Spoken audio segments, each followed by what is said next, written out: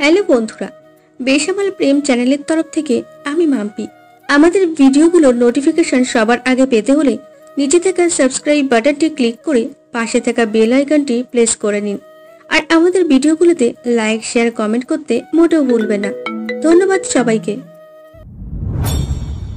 दिल क्या करे जब किसी से किसी को प्यार हो जाए। ও মা গো, কোন শালায় মারলি রে? ঘুরে দেখি সিমি আপু দাঁড়িয়ে আছে। আমি মেরেছি। মারলা কেন আমাকে? রাস্তায় মেয়ে দেখলে গায়ক হয়ে যাস, তাই না? মানে আগে বললো মারলা কেন? মেয়েটাকে দেখে গান গাচ্ছিলি কেন? কোন মেয়ে? আবার কেন মারলা? মিথ্যে বলতে বারণ করিনি তোকে? সত্যি বলছি, আমি কাউকে দেখে গান গাইনি। তাহলে গান কেন গাচ্ছিলি মেয়েটাকে দেখে? আমি সামনে তাকিয়ে দেখি একটা মেয়ে আমার সামনে দিয়ে যাচ্ছে। আপু বিশ্বাস করো, আমি এমনি গান গাচ্ছিলাম, মেয়েটাকে দেখে না। রাস্তায় গান গাচ্ছিলি কেন? ভালো লাগছে না তাই আর কি। এরপর থেকে যদি রাস্তায় গান গাস তাহলে তোর খবর আছে। কি হলো বল? আর গাইবো না। গুড। আজ ভার্সিটি যাবার সময় ডাকিসনি কেন? একটু কাজ ছিল তাই তাড়াহুড়ো করেই চলে এসেছি। এখন চল ভার্সিটিতে, লেট হয়ে যাচ্ছে। চলো। আমরা দুজন হাঁটতে লাগলাম ভার্সিটি যাওয়ার জন্য। যেতে যেতে পরিচয়টা দিয়ে দিই। আমি হলাম মোহাম্মদ রিফাত আলী, বাবা মায়ের একমাত্র সন্তান। আর এতক্ষণ যার ঝাড়ি খেলাম সে হলো নুসরাত জাহান সিমি। আমাদের বাসা পাশাপাশি, আমার থেকে 2 বছরের বড়। আমি অনার্স প্রথম বর্ষে আর সিমি তৃতীয় বর্ষে পড়ে। আজকের মার খেলাম কারণ আমি ভার্সিটি যাচ্ছিলাম রোমান্টিক একটা গান গাইতে গাইতে, কিন্তু আমি লক্ষ্য করিনি আমার সামনে দিয়ে মেয়ে যাচ্ছিল, কিন্তু সিমি সেটা দেখে ফেলে। বাকিটা তো দেখলেন। আমি তার থেকে সব সময় দূরে থাকতে চাই, কিন্তু সে আমাকে ছাড়ে না, সব সময় প্যারার উপর রাখে। আজ আমি ইচ্ছে করেই তাকে ভার্সিটি যাওয়ার জন্য ডাকিনি। সব সময় কড়া নজরের উপর রাখে আমাকে। কোনো মেয়ের সাথে কথা বলতে দিবে না, তাকাতে দিবে না, এটা করতে পারবে না, ওটা করতে পারবে না, মানে এক কথায় সব সময় প্যারার উপর থাকি। আপনাদের এসব বলতে বলতে ভার্সিটি চলে এসেছি। এই শুন, বলো। মাথা নিচু করে চুপচাপ ক্লাসে গিয়ে ছেলেদের সাথে বসে পড়। প্রতিদিন তো একই কথা বলো। কি বললি? না না কিছু না। যা বললাম তাই কর। আচ্ছা। ক্লাসে গিয়ে ছেলেদের সাথে বসে পড়লাম।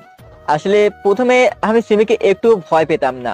ভয় পেতে শুরু করেছি যখন আমার এসএসসি পরীক্ষা চলে। ছোটবেলা থেকেই সিমি আর আমরা পাশাপাশি বাসায় থাকি, যার দরুন ওদের সাথে অনেক ভালো সম্পর্ক।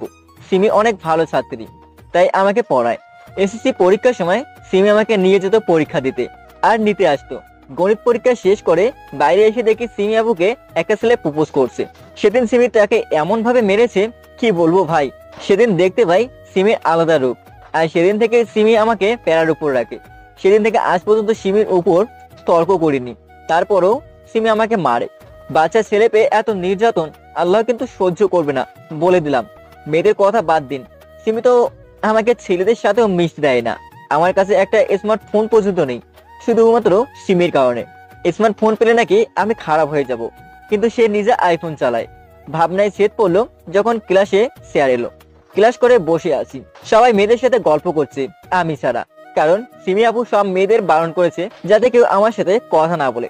তারপরেও একদিন একটা মেয়ে এসে আমার সাথে ভাব নিচ্ছিল। সেদিন সিমি আপু মেয়েটাকে চুল অর্ধেক করে কেটে দেয়। সিমি আপু দেখতে প্রচন্ড সুন্দরী, যেমন সুন্দর তেমনি রাগী। ক্লাসে বোরিং লাগছে, তাই ভাবলাম কলেজের পেছনে পুকুর পাড়ে যাই। সিমি আপু আমাকে ক্লাস থেকে বের হতে নিষেধ করেছে, তবে এখন ভালো লাগছে না, তাই চলে গেলাম পুকুর পাড়ে। বসে আছি, কে যেন কাঁধে হাত দিল। তাকিয়ে দেখি অবন্তী আপু। অবন্তী আপু সিমি আপুর সাথেই পড়ে। একা একা কি করছো এখানে? ভালো লাগছে না তাই বসে আছি। আমি বুঝতে পারি? না। কেন? আপু বকবে। ও আমার বেস্টি, আমাকে কিছু বলবে না। আমাকে মারবে। কিচ্ছু হবে না। অবন্তী আপু আমার গা ঘেঁষে পড়লো।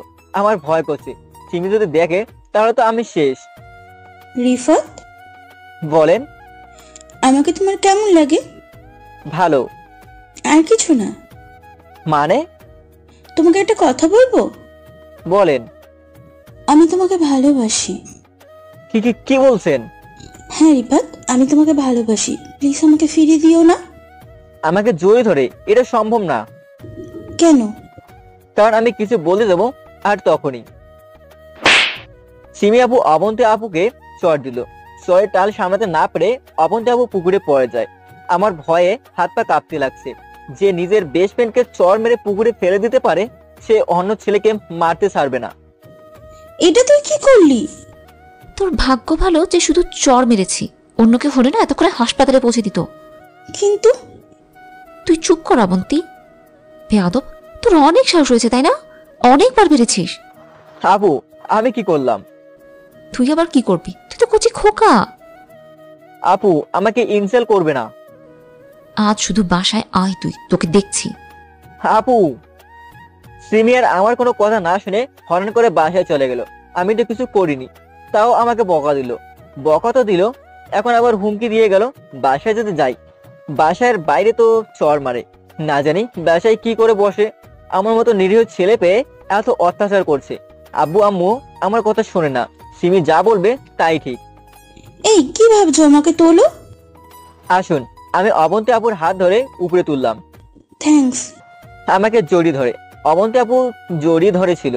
কোথা থেকে সিমি এসে আবার আমাকে ধাক্কা দিয়ে পুকুরে ফেলে দিল। অবন্তী আপু আমাকে জড়িয়ে ধরেছিল, যার কারণে দুজনেই পুকুরে পড়ে যায়। আপু, এটা কি করলা? এটা তো কিছুই না।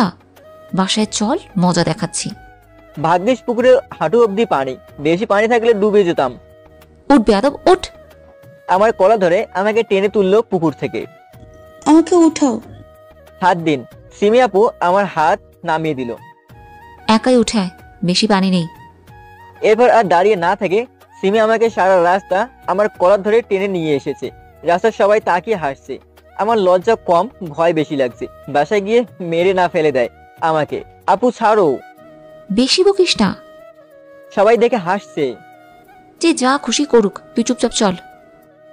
আমিও তার কথা মতো চলতে থাকলাম। ওর বিরুদ্ধে গেলে আবার কি করে বলা যায় না। সিম আমাকে টানতে টানতে ওদের বাসায় নিয়ে গিয়ে ওর রুমে ঢুকিয়ে ভেতর থেকে রুম লক করে দিল। আপু, আমাকে যেতে দাও, না হলে ভিজে থাকলে জ্বর চলে আসবে। ন্যাকামি করিস তাই না? আপু, সত্যি বলছি। আজ তোর ভাগ্যে শনি পড়েছে। যা করার পরে করিও, এখন যেতে দাও প্লিজ। ঠিক আছে, তবে যাবার আগে 150 বার কান ধরে উঠবস কর। এতবার করতে তো অনেক সময় যাবে আর অনেক কষ্ট হবে। যাবার উপায় থাকলে এটাই, আর না হলে বসে থাক। আপু, তুমি তো জানো বেশিক্ষণ ভিজে থাকলে আমার জ্বর হয়, আর জ্বর হলে আমার অনেক কষ্ট হয়। যেতে চাইলে কানে ধরে উঠবস কর, নাহলে বসে থাক। আমি জানি এ মেয়ে অনেক জেদি, তাই তার কথা মতো 30 মিনিটে 150টা উঠবোস করলাম। তারপর আমাকে যেতে দিল। শরীর খারাপ করেছে, তার উপর এতবার উঠবোস করার কারণে শরীর দ্বিগুণ খারাপ করছে। বাসায় গিয়ে গোসল করে শুকনো কাপড় পরে গেলাম। আমার এখন অনেক ঘুম পাচ্ছে, তাই চোখ বুঝতেই ঘুম চলে গেল। ঘুম থেকে উঠে দেখি পাশে ডাক্তার বসে আছে, আর আম্মু আর সিমি আর চাচি দাঁড়িয়ে গেছে। চাচি হলো সিমির আম্মু। এখন কেমন লাগছে বাবা? ভাল না। ভয় পাওয়ার কিছু নেই, জ্বর হয়েছে। এই ওষুধগুলো কয়েকদিন খেলেই জ্বর ঠিক হয়ে যাবে। নে কিছু খেয়ে নে। জ্বরের কারণে রুচি নেই। তা বললে তো হবে না, ওষুধ তো খেতে হবে। না, খাবো না। বাবা খেয়ে নে। না, খাবো না। ওই চুপচাপ খা। আমি ওর ধমকে আরো ভয় পেয়ে গেলাম। ওর কারণে জ্বর হয়েছে, আবার কি যে করবে, তাই চুপচাপ ওষুধ খেয়ে নিলাম। না হলে বিপদ আছে। ওষুধ খেয়ে আবার ঘুমিয়ে গেলাম। শরীরটা খুব খারাপ করছে। জ্বর হলে আমার অনেক কষ্ট হয়। রাতে যখন ঘুম ভাঙলো তখন আমি ভয় পেয়ে গেলাম আর বড্ড অবাক হলাম, কারণ আমার পাশে তাকিয়ে দেখি সিমি আপু বসে আছে আর ছোট্ট একটা কাপড় পানিতে ডুবাচ্ছে, মানে আমাকে জলপটে দিয়ে দিচ্ছে। কারণ এখানে অনুচিত বলতে শুধু আমি রয়েছি। কিন্তু এখন বাজে রাত 2টা। এত রাত পর্যন্ত সিমি আমার রুমে আছে, তাও আবার একা। সব থেকে বড় কথা, আমার সেবা করছে। কি হলো, ঘুম থেকে উঠলি কেন? ঘুম ভেঙে গেল। খুব কষ্ট হচ্ছে তাই না রে তোর? জ্বর হলে তো কষ্ট হবেই। সরি রে, আমি শুধু তোকে একটু কষ্ট দিতে চেয়েছিলাম, তবে এত বড় না। না, ঠিক আছে। খুব কষ্ট হচ্ছে কি? না, ততটা না। সত্যি বলতে অনেক কষ্ট হচ্ছে, তবে ও তো এখন এমনিতেই কাঁদছে। কষ্টের কথা বললে হয়তো আরো কষ্ট পাবে। আচ্ছা, এখন ঘুমিয়ে যা। তুমি এত রাতে এখানে কেন? তোর জ্বর তো আমার কারণে। তোর জ্বর হয়েছে তাই তোর সেবা করছি। হতে পারে। এখন ঘুমা তো। ঘুম আসছে না। কেন? মাথা ব্যথা করছে। আচ্ছা চোখ বন্ধ কর, আমি মাথা টিপে দিচ্ছি। না থাক, আর কত কষ্ট করবে আমার জন্য। বেশি না বুঝে যা বলছি কর। আমি চোখ বন্ধ করে নিলাম। সিমি আমার একদম কাছে এসে আমার কপাল টিপতে লাগলো। বেশ আরাম লাগছে। কপাল টিপার পর আমার চুল হাত বোলাতে লাগলো। আমার প্রায় ঘুম চলে এসেছে, কিন্তু সিমি বলে উঠলো, ঘুমিয়ে গেছিস? আমি চোখ খুললাম। কারেন্ট চলে গেছে, তাই রুম অন্ধকার রয়েছে। বাইরে বৃষ্টি হচ্ছে। কারেন্ট না থাকার কারণে সিমি বুঝতে পারেনি আমি জেগে আছি। সিমি আমার কোনো সাড়া শব্দ না পেয়ে ভাবলো আমি ঘুমিয়ে গেছি। আমার মুখের উপর গরম নিঃশ্বাস অনুভব করতে পারছি। এটা সিমি, কারণ রুমে তো আর কেউ নেই। সিমি আমার আরো কাছে এলো। আমি ভাবলাম আজ হয়তো কিছু একটা পাবো। আমার হার্টবিট দ্রুত হচ্ছে, ধুকপুক করেই যাচ্ছে, কিন্তু সব আশা শেষ হয়ে গেল মুহূর্তেই। সিমি আমার কপালে তার ঠোঁট লাগিয়ে রাখলো কয়েক সেকেন্ড, তারপর আবার কিছুক্ষণ চুলগুলো টেনে দিল। বৃষ্টি বেড়েই চলেছে আর বজ্রপাত হচ্ছে। এত জোরে বজ্রপাত হচ্ছে যে আমি ভয় পেয়ে যাচ্ছি। সেখানে সিমি তো মেয়ে মানুষ। প্রথম কয়েকবার সিমি ভয় পেলেও আমাকে জড়িয়ে ধরেনি। তবে বজ্রপাত অনেক হচ্ছে, যার ফলে সিমি কাঁথা তলে ঢুকে আমাকে জড়িয়ে ধরে শুয়ে থাকে। কোথায় সে আমার বুকে শুবে তা না, আমাকে তার সাথে জড়িয়ে ধরলো, তাও অনেক জোরে চেপে ধরে আছে। আমারও অনেক ভালো লাগছে। প্রিয় মানুষটাকে জড়িয়ে ধরলে কতটা যে শান্তি লাগে সেটা শুধু তারাই জানে যারা জড়িয়ে ধরেছে। হ্যাঁ, আমি সিমিকে ভালোবাসি। সিমিকে ভালোবাসি কলেজ লাইফের শুরু থেকেই। কখনো ভালোবাসার কথা বলিনি, কারণ সে আমার বড়। আমি জানি না ও আমাকে ভালোবাসে কিনা, তবে আমি তাকে প্রচন্ড ভালোবাসি। তাই তো এত মার খাবার পরেও তার কাছে যাই। আমিও সিমিকে পরম যত্নে জড়িয়ে ধরলাম, এমনভাবে জড়িয়ে ধরলাম যাতে মনে হয় ঘুমের ঘরে আছি। সিমিও আমাকে পরম আদরে জড়িয়ে ধরে শুয়ে পড়লো। হয়তো আমাকে ছোট ভাই মনে করে জড়িয়ে ধরে আসে, তবে আমি তাকে প্রিয়জন বলেই জড়িয়ে ধরে আছি। বাইরে বৃষ্টি হচ্ছে। রুমের মধ্যে আসি, থমথমে নীরব পরিবেশ। এক খাটে ছেলে মেয়ে এক কাঁথার তলে জড়িয়ে ধরে শুয়ে আছি। এতক্ষণ যদি কাপড় হতাম তাহলে কত কি নাই ঘটতো। মনের মধ্যেকার শয়তান মাঝে মধ্যে জেগে উঠছে, তবে নিজেকে আটকে রাখছি। না হলে হয়তো সিমি আর কোনোদিন আমার সাথে কথা বলবে না। আমি যাই পারি না কেন, প্রিয় মানুষগুলোর অবহেলাটা একদম সহ্য করতে পারি না, তাই অনেক কষ্টে নিজেকে আটকে রাখার চেষ্টা করছি। আমি সিমির বুকে এতটাই মিশে আছি যে তার শরীরের ঘ্রাণ পাত। ওর ঘ্রাণ আমাকে আরো পাগল করে দিচ্ছে। না, যে করেই হোক নিজেকে আটকে রাখবো। ভোর হলেই বাঁচি। তবে আজ মনে হচ্ছে রাতটা কাটতেই চাচ্ছে না। বাইরে আরো জোরে বজ্রপাত হলো। সিমি ভয় পেয়ে কাঁথা দিয়ে মুখ ঢেকে নিল আর আরো নিচে নেমে এলো। এবার সিমির মুখ আর আমার মুখ একদম সামনাসামনি। ওর নিঃশ্বাস আমার মুখে পড়ছে। অনেকক্ষণ এভাবেই চলছিল আর আমি নিজেকে আটকে রাখার চেষ্টা করছি। ছেড়ে চলে যাব তাও পারছি না। সিমি আমায় আষ্টেপৃষ্টে জড়িয়ে ধরে আছে। সিমি তার মুখ একদম আমার মুখের কাছে আনলো। মনে হচ্ছে আমার পুরো মুখটার ঘ্রাণ নিচ্ছে। একটু পর সিমি আমার ঠোঁটের কাছে তার ঠোঁট নিয়ে এলো। এতটাই কাছে আমি সিমি ঠোঁটের সাথে আমার ঠোঁট এক করে দিলাম। দুজনের সেম অবস্থা, কেউ কাউকে ছাড়ছে না। কিন্তু একটু পর সিমি আমাকে তার কাছ থেকে ছাড়িয়ে নিল। কি করছিস কি? না মানে বদপোলা, এমন কেউ করে? না মানে আমিও। আমি কি তোর বউ না প্রেমিকা যে এমন করছিস? নাকি আমাকে ভালোবাসিস তুই? সরি আপু। এমন করার পর আপু বলছিস? লজ্জা করে না তোর? আমার মন খারাপ হয়ে গেল। কি হলো, কথা বল। আর হবে না।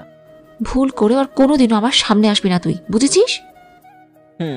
ফজরের আজান দিতে শুরু করেছে মসজিদে, তার মানে সকাল হয়ে গেছে।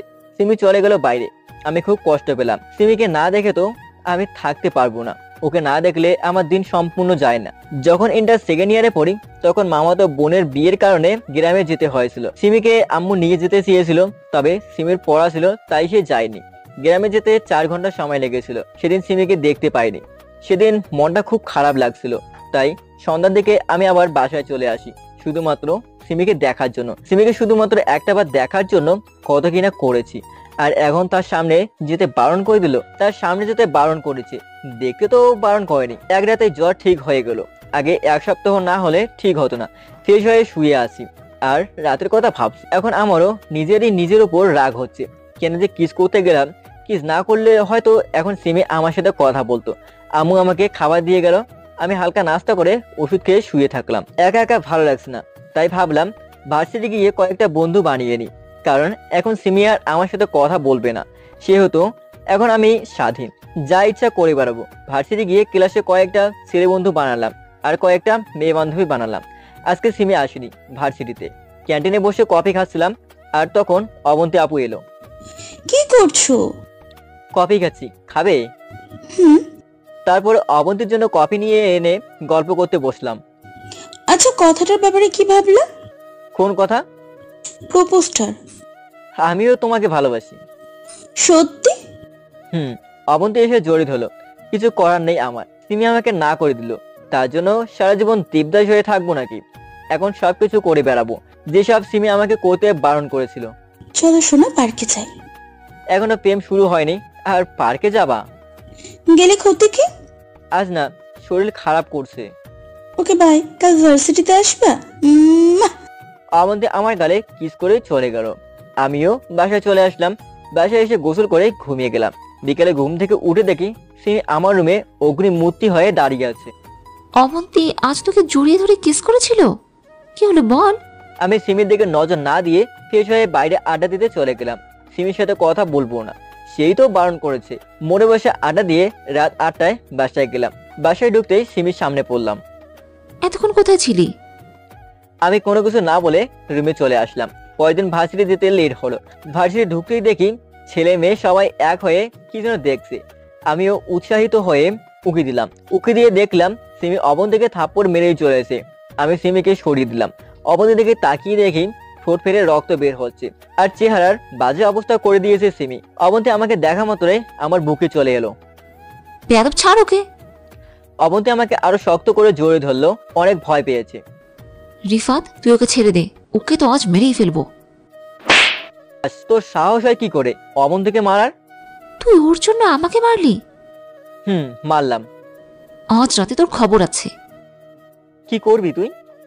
সেটা তো রাতেই দেখতে পাবি। সিমি চলে গেল। অবন্তীকে শান্ত করে জিজ্ঞেস করলাম সিমি কেন মারলো। অবন্তী বলল, সিমি যখন জানতে পারলো তোমার সাথে আমার প্রেম চলছে, তখন সিমি আমাকে বলল যাতে তোমাকে ছেড়ে দিই। আমি না বলাতেই সিমি আমাকে এভাবে মারলো। আচ্ছা, এখন বাসায় যাও। অবন্তীকে বাসায় পাঠানোর পর আমি বাসায় গেলাম। নে পাঞ্জাবিটা পরে আয়। কেন? তোর বিয়ে দিব। কার সাথে? সিমির সাথে। কাজের বুয়াকে বিয়ে করব, তাও ভালো, কিন্তু সিমিকে বিয়ে করব না। কি বললি? করবো তো, রাগ করে কেন? আব্বু এখন সিরিয়াস মুডে আছে, তাই কিছু করতে পারলাম না। বাধ্য হয়ে বিয়েটা করলাম। মনে মনে লাড্ডু ফুটছে আমার। আজ প্রথম বাসর, তাও প্রিয়জনের সাথে। বাসে ঘরে ঢুকে গেলাম। সিমি খাটে বসে আছে। আমি দরজা আটকিয়ে তার কাছে গেলাম। তুমি আব্বুকে কি বলেছো যে আজ বিয়ে দিল? কেন? আমাকে ভালোবাসো বললেই তো হতো, বিয়ে করলে কেন? তোমাকে শায়েস্তা করার জন্য। আব্বু মাফ করে দাও, আর হবে না। বউকে আপু ডাকিস, লজ্জা করে না? তার মানে তুমি আমাকে স্বামী হিসেবে মেনে নিয়েছো? তুমি আব্বুকে কি বলেছো যে আজকে বিয়ে দিল? আমি বলেছি আমার গর্ভে তোমার সন্তান রয়েছে, বিয়ে না দিলে সুইসাইড করব, ব্যাস বিয়ে হয়ে গেল। তাহলে তো তোমার মিথ্যাকে সত্যি করতে হবে। একদম না। আজ কিছু শুনবো না। আমার লজ্জা করছে। লাইট অফ করে দিছি। লাইট অফ হয়ে গেল। এখন আমি মিশনে গেলাম। মিশন শেষ হলে আবার আসবো।